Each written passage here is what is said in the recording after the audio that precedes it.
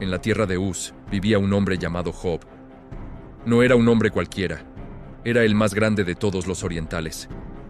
Su prosperidad no era fruto del azar o la avaricia, sino la corona visible de una vida intachable, recta y temerosa de Dios, apartada por completo del mal.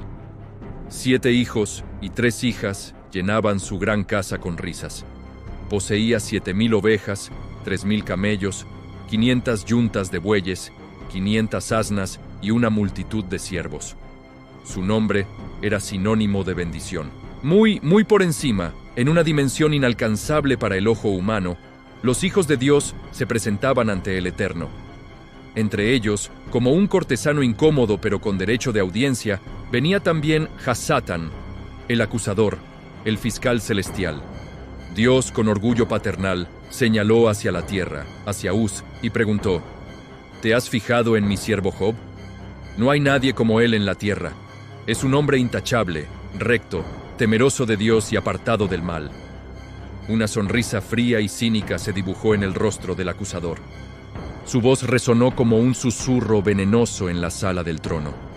¿Acaso Job teme a Dios de balde? ¿No le has protegido tú a él, a su casa y a todo lo que tiene?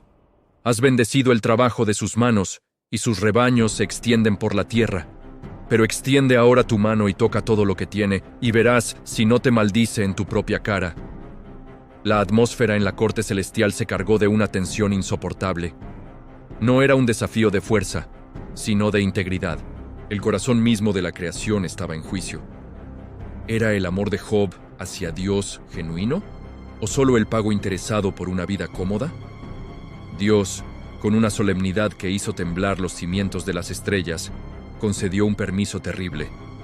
He aquí, todo lo que tiene está en tu poder, solo no pongas tu mano sobre él.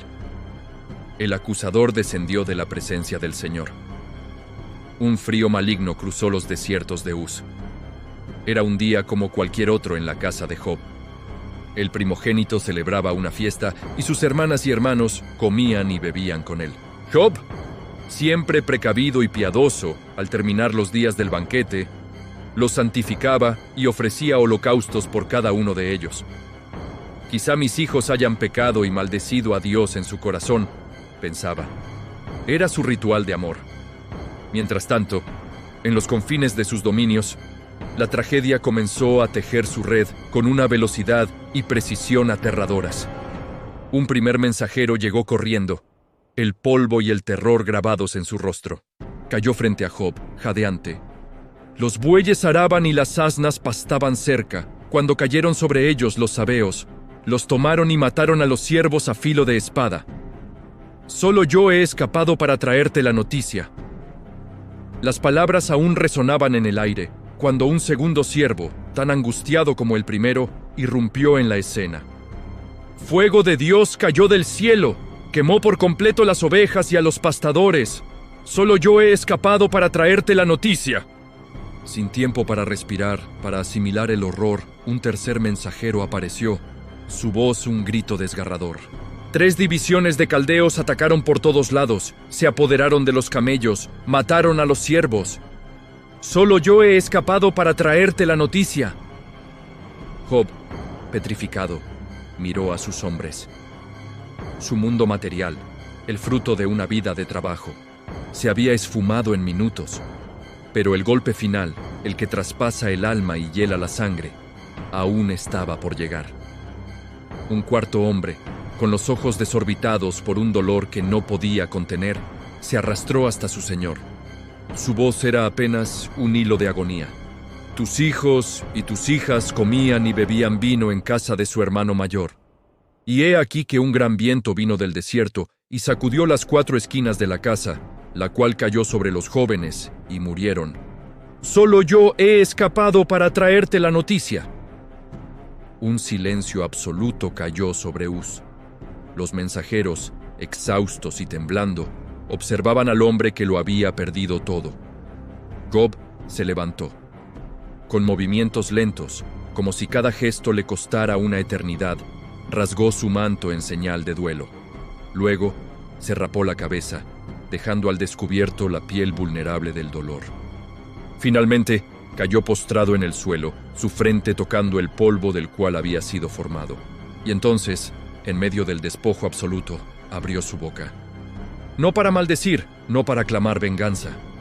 Sus palabras, cargadas de un dolor inmenso, pero de una fe aún más inmensa, ascendieron al cielo como un incienso extraño.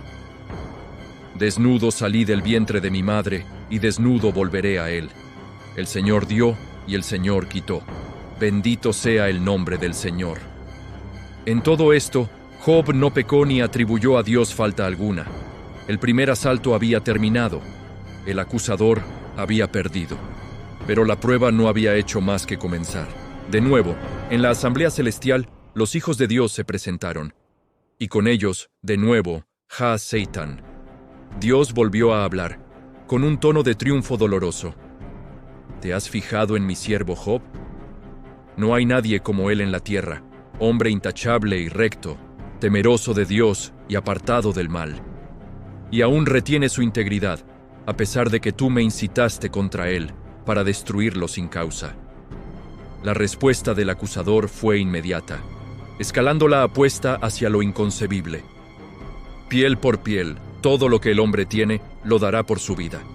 Pero extiende ahora tu mano y toca su hueso y su carne, y verás si no te maldice en tu propia cara. El permiso fue concedido con una única y terrible restricción.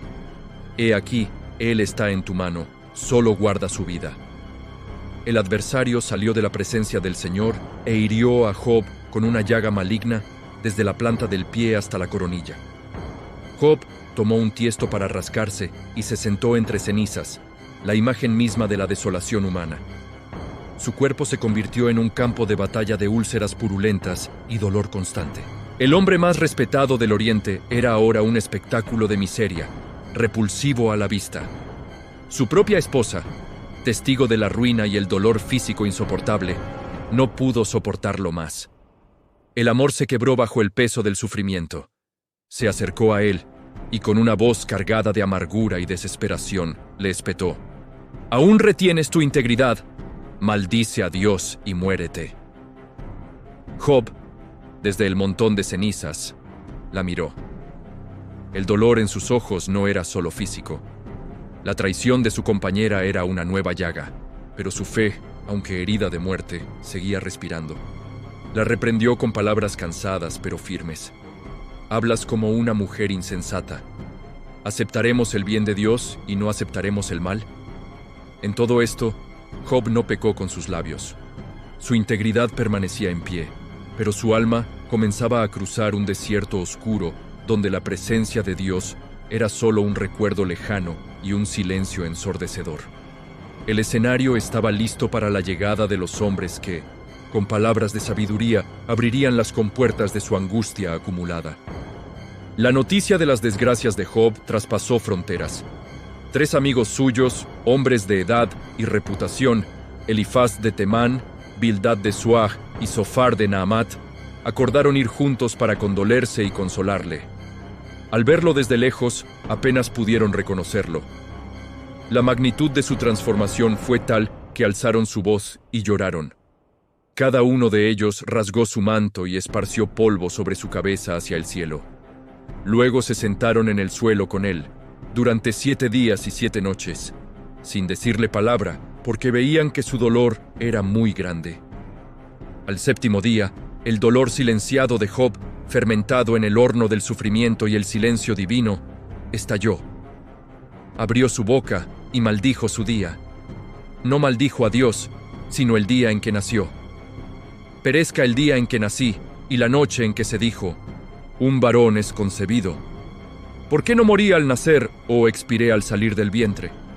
Su lamento era un poema fúnebre para su propia existencia, un deseo de que la luz se extinguiera, de que la muerte le ocultara en la tumba. ¿Por qué se da luz al que sufre y vida a los de alma amargada?, clamó. Este grito quebró el pacto de silencio de sus amigos. Comenzó entonces un ciclo de discursos, 3 rondas de debate que llenaron capítulos y capítulos de la Escritura. Los amigos, partiendo de la teología tradicional, defendieron un Dios de justicia retributiva inmutable. El sufrimiento es castigo por el pecado. Si Job sufría tanto, era porque había pecado, y ocultamente. Le instaban a reconocer su falta, arrepentirse, y así la prosperidad volvería. Elifaz, el más moderado, habló de visiones nocturnas y el temor que le sobrecogía. Bildad, más rudo, apeló a la tradición de los antepasados. Zofar, el más dogmático e iracundo, acusó a Job de charlatanería.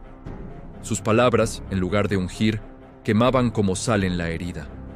Job, por su parte, se defendió con la pasión de un hombre que sabe su inocencia. Rechazó sus simplificaciones. Su discurso ya no era solo un lamento, sino un pleito legal contra Dios. Si supiera dónde hallarle, iría a su tribunal, presentaría mi caso ante él y llenaría mi boca de argumentos, gritaba.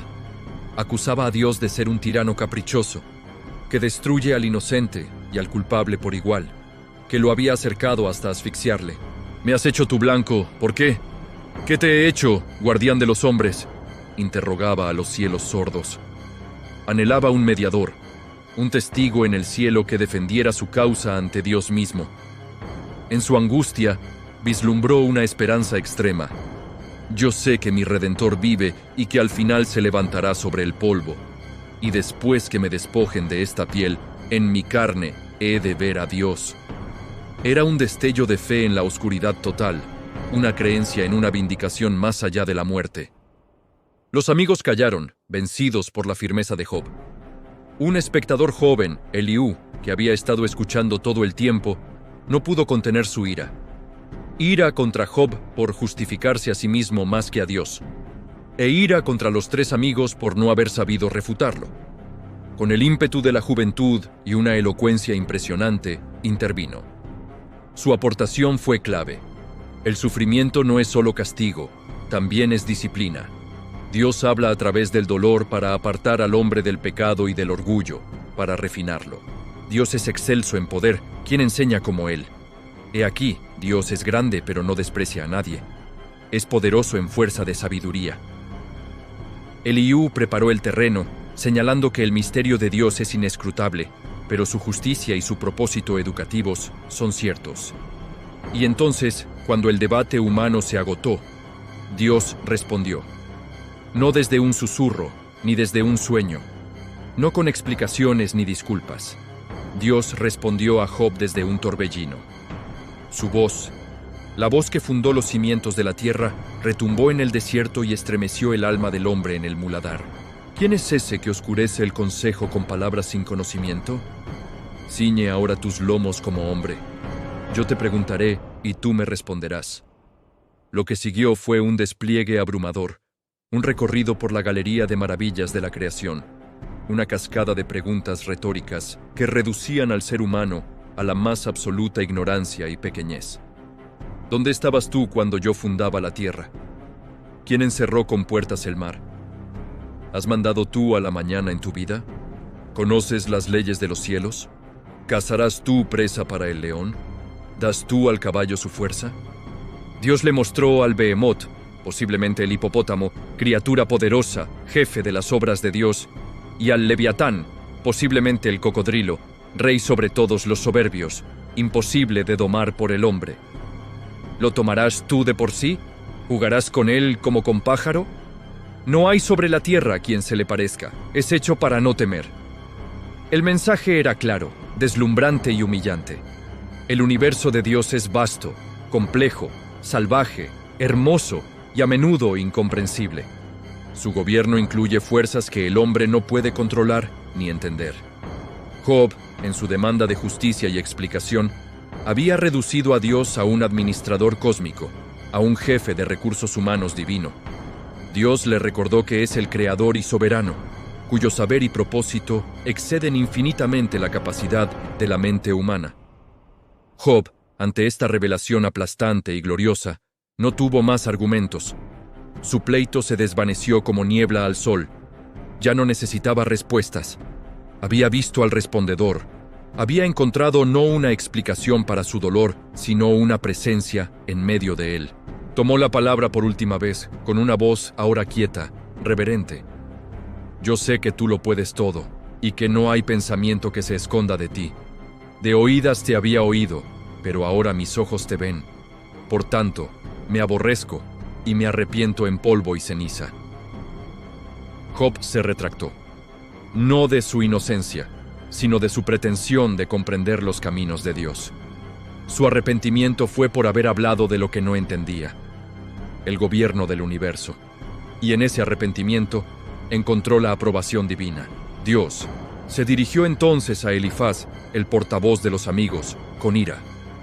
Mi ira se encendió contra ti y contra tus 2 amigos, porque no habéis hablado de mí lo recto, como mi siervo Job. Los amigos habían reducido a Dios a una fórmula, habían defendido su justicia a costa de su soberanía y misericordia. Job, en su lucha honesta y agonizante, había hablado lo recto de Dios, porque al final reconoció su majestad inescrutable. Dios ordenó a los amigos ofrecer holocaustos y que Job orara por ellos. Y cuando Job oró por sus amigos, el Señor restauró su fortuna. No fue un felices para siempre ingenuo. Fue una restauración en la plenitud del tiempo de Dios. Job recibió el doble de todo lo que tenía antes: 14,000 ovejas, 6,000 camellos, 1,000 yuntas de bueyes, 1,000 asnas. Tuvo 7 hijos y 3 hijas, a la más hermosa de las cuales, Jemima, la llamó Paloma, y vivió 140 años después de esto, y vio a sus hijos y a los hijos de sus hijos, hasta la 4ª generación. Job murió, viejo y lleno de días. Su historia no es la respuesta al porqué del sufrimiento, sino un testimonio monumental de que la fe puede atravesar el porqué y aferrarse al quién, incluso cuando ese quién se esconde en el ojo de la tormenta. Fue probado y probó que el amor del hombre por Dios puede ser incondicional. Y al final, Dios no le dio razones, le dio a sí mismo.